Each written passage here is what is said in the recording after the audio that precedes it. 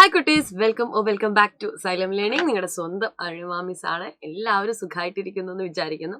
നമ്മൾ ഇന്ന് ഡിസ്കസ് ചെയ്യാൻ വേണ്ടി പോകുന്നത് വളരെ ഇമ്പോർട്ടൻ്റ് ആയിട്ട് നമ്മളെല്ലാവരും അറിഞ്ഞിരിക്കേണ്ട ഒരു ചാപ്റ്റർ ആണ് യെസ്റ്റർഡേ ആൻഡ് നൗ. പഴയ കാലത്തെയും പുതുതായിട്ടും ഒക്കെ വന്ന ഒരുപാട് മാറ്റങ്ങളെ കുറിച്ചാണ് നമ്മൾ ഈ ചാപ്റ്ററിൽ ഡിസ്കസ് ചെയ്യുന്നത്. നിങ്ങൾ അറിയേണ്ട പ്രധാനപ്പെട്ട ഒരു കാര്യം എന്താന്ന് പറഞ്ഞു കഴിഞ്ഞാൽ, ഓരോ കാലഘട്ടത്തിലും അല്ലെ ആ കാലഘട്ടം അനിവാര്യപ്പെടുന്ന കുറച്ച് മാറ്റങ്ങളുണ്ട്. അതായത് ഒരുപാട് വർഷങ്ങൾക്ക് മുമ്പ് മനുഷ്യന്മാരുടെ സഞ്ചാരമാർഗം എന്ന് പറയുന്നത് ഏതെങ്കിലുമൊക്കെ ജീവികളുടെ പുറത്ത് കയറി സഞ്ചരിക്കുകയായിരുന്നു. അല്ലായിരുന്നെങ്കിൽ എന്ത് ചെയ്തേനെ, ഇത്തരത്തിലുള്ള യാത്രാ മാർഗങ്ങൾ നമ്മൾ നോക്കുന്ന സമയത്ത് പല സ്ഥലങ്ങളിലേക്കും എത്തിപ്പെടാൻ ആളുകൾ ഒരുപാട് ബുദ്ധിമുട്ടിയിരുന്നു. എന്നാൽ ഇന്നത്തെ കാലഘട്ടത്തിലേക്ക് നമ്മൾ എത്തി നിൽക്കുമ്പോൾ ഏത് സ്ഥലത്തേക്കും അനായാസം എത്തിപ്പെടാനുള്ള ഒരു സാഹചര്യം ഇന്ന് നമുക്കുണ്ട്. നമ്മൾ ഭൂഖണ്ഡങ്ങൾ മാറി സഞ്ചരിക്കുന്നുണ്ട്.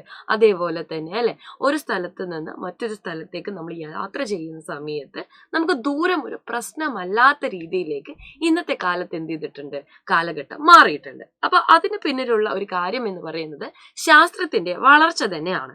അപ്പൊ ടീച്ചർ നമുക്ക് കുറച്ച് ഇമ്പോർട്ടന്റ് ആയിട്ടുള്ള കാര്യങ്ങൾ കാണിച്ചു തരാം. നിങ്ങൾ എന്ത് ചെയ്യുക, ഇതൊന്ന് മനസ്സിലാക്കുക.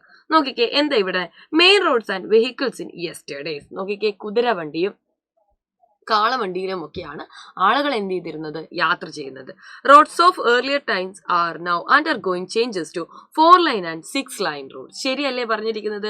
ചെമ്മൺ പാതകളായിരുന്നു പണ്ട് കാലത്ത് ഏറെയും നമുക്ക് കാണാൻ സാധിച്ചിരുന്നത്. അതൊക്കെ ഇന്ന് എന്തായി മാറി, എക്സ്പ്രസ് ഹൈവേസ് ആയിട്ട് മാറിയിട്ടുണ്ട്. നമ്മളുടെ മെയിൻ റോഡുകളിൽ ഇപ്പൊ എന്താണ്, നിങ്ങൾക്ക് ആഡംബര വണ്ടികൾ മുതൽ അല്ലെ എല്ലാ തരത്തിലുള്ള വണ്ടികളും കാണാം. മണിക്കൂറിനകത്ത് കിലോമീറ്ററുകൾ അല്ലെ, മണിക്കൂറിൽ ഒരുപാട് കിലോമീറ്ററുകൾ സഞ്ചരിക്കാൻ പറ്റുന്ന അത്ര വേഗത്തിലുള്ള വണ്ടികൾ നമുക്ക് എന്ത് ചെയ്യാൻ വേണ്ടി പറ്റുന്നുണ്ട്, ഇന്ന് കാണാൻ സാധിക്കുന്നുണ്ട്. നോക്കിക്കേ, ആദ്യമൊക്കെ നമുക്ക് ഉണ്ടായിരുന്ന നോക്കിക്കേ, പലങ്ക്വിൻ ഉണ്ടായിരുന്നു, കെനോയി ഉണ്ടായിരുന്നു, സെയിൽ ബോട്ട് ഉണ്ടായിരുന്നു, സൈക്കിൾ റിക്ഷകളായിരുന്നു.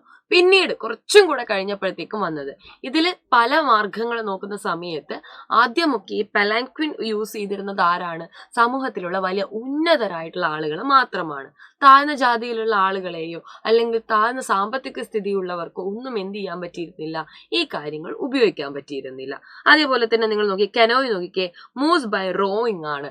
പലപ്പോഴും സെയിൽ ബോട്ട് ആയിക്കോട്ടെ ഈ കെനോയി ആയിക്കോട്ടെ ആളുകൾക്ക് വളരെ ബുദ്ധിമുട്ടുണ്ടാക്കിയിരുന്നു.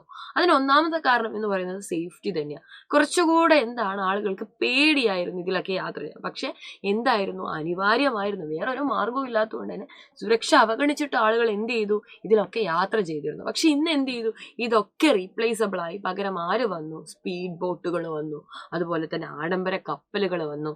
നിങ്ങൾ കേട്ടിട്ടുണ്ടാവും അല്ലെ ആഡംബര കപ്പലുകളെ കുറിച്ചും സ്പീഡ് ബോട്ടിനെ കുറിച്ചും ഒക്കെ.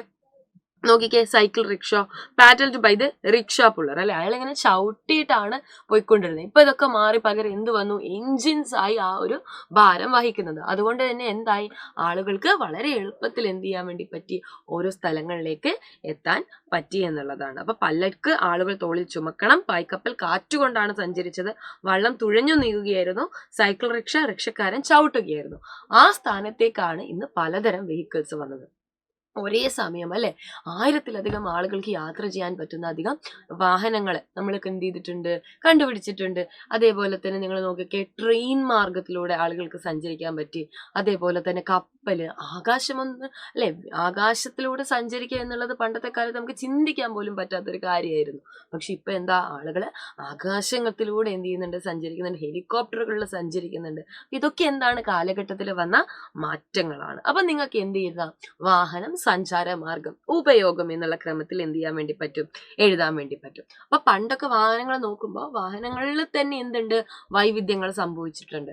കാറുകളിലെ മോട്ടോർ വാഹനങ്ങളിലൊക്കെ വന്നിരിക്കുന്ന ഒരു എവല്യൂഷൻ നിങ്ങൾക്ക് എന്ത് ചെയ്യാൻ വേണ്ടി പറ്റും, കാണാൻ സാധിക്കും. ഇന്ന് നിങ്ങൾക്ക് ഏറെയും കാണിക്കാൻ സാധിക്കുന്നത് പെട്രോളിനേക്കാളും ഡീസൽ വാഹനങ്ങളെക്കാളും ഒക്കെ ഇലക്ട്രിക് വാഹനങ്ങൾ എന്ത് ചെയ്യാൻ തുടങ്ങി, ഇന്ന് എത്താൻ തുടങ്ങി. അപ്പൊ ഇതിന് പിന്നിലുള്ള കാരണം എന്താണ്, ഓരോ കാലഘട്ടത്തിലും അല്ലെ എന്ത് ചെയ്യാണ്, ആളുകളിൽ മാറ്റം വരുന്നത് പോലെ തന്നെ ആ ആളുകൾ ഉണ്ടാക്കുന്ന വാഹനങ്ങളിലും അവരുടെ ജീവിതശൈലികളിലും ഒക്കെ എന്ത് ചെയ്യാണ്, കാര്യമായിട്ടുള്ള മാറ്റങ്ങൾ വരുന്നുണ്ട്. അപ്പൊ ക്ലിയർ ആണോ? അപ്പൊ നിങ്ങളോട് ചോദിക്കുകയാണ്, ഗതാഗത മേഖലയിൽ ഉണ്ടായിരിക്കുന്ന മാറ്റങ്ങളെ കുറിച്ചൊരു കുറിപ്പ് തയ്യാറാക്കുക എന്ന് ചോദിച്ചു കഴിഞ്ഞാൽ നിങ്ങൾക്ക് എഴുതാൻ പറ്റത്തില്ലേ? ക്ലിയർ ആയിട്ട് എങ്ങനെയാണ് അത് എഴുതേണ്ടത് എന്നുള്ളത് കൂട്ടുകാർക്ക് മനസ്സിലായോ? ടീച്ചർ പറഞ്ഞ കാര്യങ്ങളിൽ എന്തെങ്കിലും കൺഫ്യൂഷൻസ് ഉണ്ടോ? ഇതുപോലുള്ള ഒരുപാട് വീഡിയോസുമായിട്ട് നമ്മുടെ ചാനലിൽ ഞങ്ങൾ വീണ്ടും വരുന്നതായിരിക്കും. അപ്പൊ എല്ലാവരും നന്നായിട്ട് പഠിക്കുക. All the very best.